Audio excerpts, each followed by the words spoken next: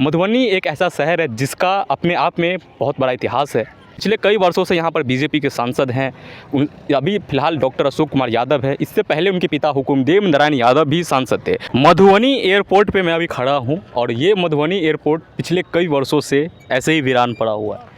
ये रनवे पे मैं खड़ा हूँ और ये मेरे पीछे मधुबनी एयरपोर्ट है। इधर भी एयरपोर्ट का पूरा क्षेत्र है, देख सकते हैं आप। लगातार मैं दिखा रहा हूँ। मैं आज इसलिए इसका रिपोर्टिंग करने आया हूँ कि ये मधुबनी एयरपोर्ट पिछले कई वर्षों से वीरान पड़ा ही है। ना तो इस पर कभी विमान लैंड हुआ है, ना कभी कोई बड़ा जहाज़ लैंड हुआ है। बस इस पर लैंड हुआ है तो नेताओं का सिर्फ चुनावी रैली के दौरान हेलीकॉप्टर लैंड हुआ है।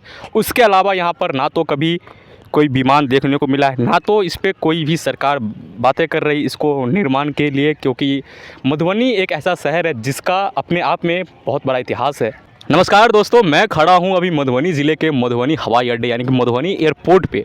और ये एयरपोर्ट दिखाने का मेरा ख़ास मकसद ये है कि यहाँ पर बहुत सारी चुनावी रैली होती है, बहुत सारा विकास की बातें होती है, लेकिन मधुबनी एयरपोर्ट अभी भी वैसा ही वीरान पड़ा हुआ है जैसे कि ये पिछले कई वर्षों से वैसा था, वैसा अभी भी है।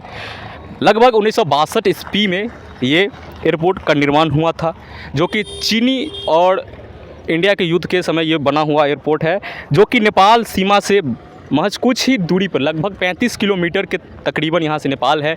और ये लगभग एक इंडिया और नेपाल बॉर्डर के तरफ ये आखिरी एयरपोर्ट है। लेकिन इधर इस एयरपोर्ट पे खास वैसा कोई वजह मुद्दा दिख नहीं पा रहा है। लगातार चुनाव हर एक वर्ष 5 वर्ष पे होता है, लेकिन नेताओं का इस पर ना तो ध्यान जाता है, ना तो यहाँ के जो सिस्टम है उसके अंदर ध्यान जाता है। ना बिहार सरकार, ना भारत सरकार, कोई भी सरकार है, किसी का भी इधर ध्यान नहीं जाता है। अगर मैं बताऊं कि ये एयरपोर्ट पिछले लगभग कई दशकों से ऐसे ही वीरान पड़ा हुआ है। अब इतना बड़ा वीरान पड़ने के बावजूद भी इस पर लोगों का बनने से भरोसा उठ गया, क्योंकि ये पिछले कई वर्षों से वीरान पड़ा है। तो लोग अब समझ चुके हैं कि मधुबनी के अंदर ना तो एक भी अच्छा अस्पताल है, ना एयरपोर्ट, ना स्टेडियम, ना कुछ भी।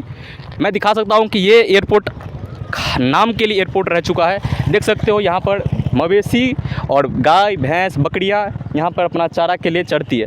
इधर दिखाइए, इधर भी मतलब ये सारा वैसा ही है। यहाँ पर लोग अपना काम काज करते हैं। ये अब रनवे नहीं बल्कि एक सड़क जैसा बन गया, क्योंकि यहाँ पर देख सकते हैं यहाँ पर रोड भी है।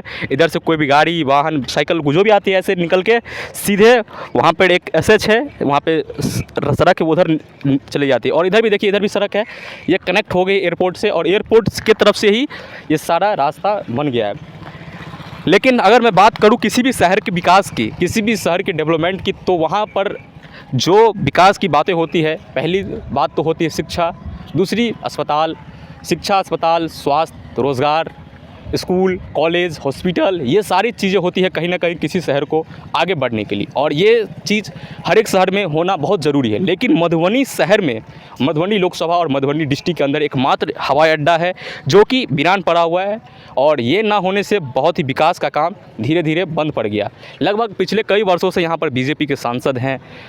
अभी फ़िलहाल डॉक्टर अशोक कुमार यादव है। इससे पहले उनके पिता हुकुमदेव नारायण यादव भी सांसद थे। लेकिन ये बात शायद उन सांसदों या फिर एमएलए के कानों में नहीं जाती, या फिर उनको नहीं दिखता कि मधुबनी में एक ऐसा एयरपोर्ट है जो कि कहीं ना कहीं बहुत ज़्यादा लंबा रनवे, लगभग 1 किलोमीटर तकरीबन ये रनवे है। अगर इसको बना दिया जाए तो शायद मधुबनी का विकास संभव है। बगल में ही स्टेडियम भी है, उसका भी हाल ऐसा है जैसा कि कोई सूअर खाना, मतलब सूअर में जाइएगा, जहाँ सूअर खाना मतलब जहाँ सूअर रहता है वहाँ पे चले जाएगा तो आपको वैसा ही लगेगा कि जैसे हम कहाँ आ गए। लेकिन मैं बात कर रहा हूँ कि इतना अच्छा मतलब माहौल होते हुए भी, इतना अच्छा वातावरण होते हुए मधुबनी अभी भी विकास के लिए तरस रहा है। पिछले कई वर्षों से पीछे आप चले जाइए तो मधुबनी के अंदर ऐसा कुछ भी नहीं हुआ है जिससे आपको गर्व महसूस करें। मधुबनी के अंदर आप पता कर लीजिएगा, अगर आप भी मधुबनी से तो पता कीजिएगा कि मधुबनी के अंदर ना तो एक भी अच्छा अस्पताल है, ना एक भी अच्छा स्कूल है, ना एक भी अच्छा कॉलेज है, ना स्टेडियम है, ना ये एयरपोर्ट भी है तो एयरपोर्ट भी नाम के लिए है, ना तो इस पर कभी विमान लैंड होता है, ना कुछ। सिर्फ और सिर्फ नेताओं की रैली जब होती है उस वक्त इस पर कहीं ना कहीं हेलीकॉप्टर लैंड होती है, वो भी सिर्फ जुमला के लिए। आते हैं यहाँ पे, भाषण देते हैं और निकल जाते हैं। ये बात कहीं ना कहीं मधुबनी के लिए एक शर्मसार है। जहाँ लोग मधुबनी मिथिला के अंदर आता है, कहीं ना कहीं मिथिला अपने आप में बहुत बड़ा स्थान लेकर चलता है। मिथिला का इतिहास बहुत ही बड़ा है, लेकिन यहाँ पर मिथिला के नाम पर राजनीति करने वाले नेताओं का ध्यान इधर बिल्कुल भी नहीं जाता।